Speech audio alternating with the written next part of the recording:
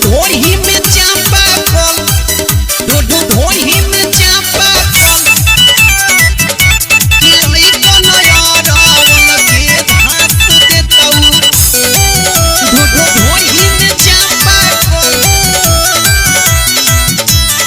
आरबक सर से आगे ले नाच के सब जगहिया से छौड़ी के बच के सब जगहिया से छौड़ी के आरबक सहद से अइले तू नाच के सब जगहिया से छौड़ी के बच के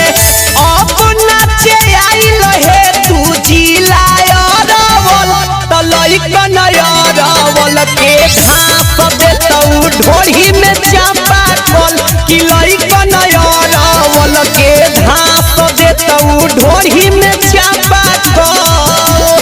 ढोरी में चापा कल लइका नया रावल के धास देतऊ ढोरी में चापा कल ढोरी में चापा कल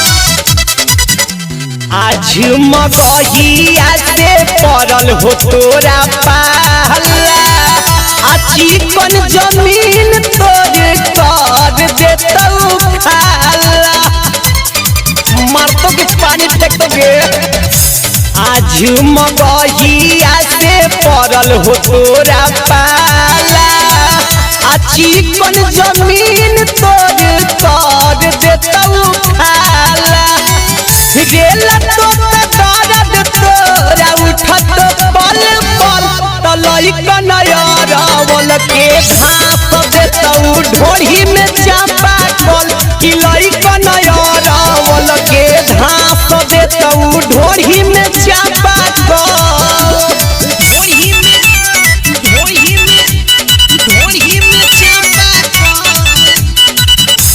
ढोरी में चापा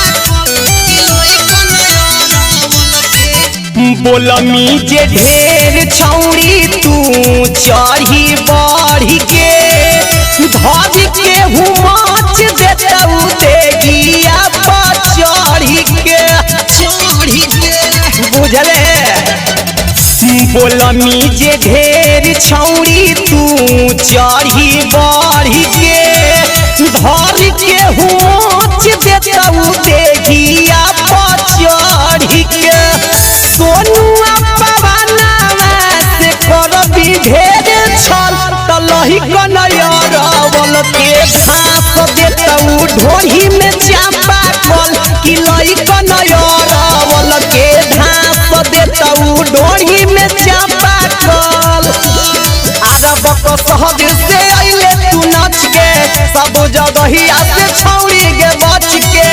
अब नाचे आइल हे तू जिला रावल त लइका नया रावल के घास देतऊ ढोरी में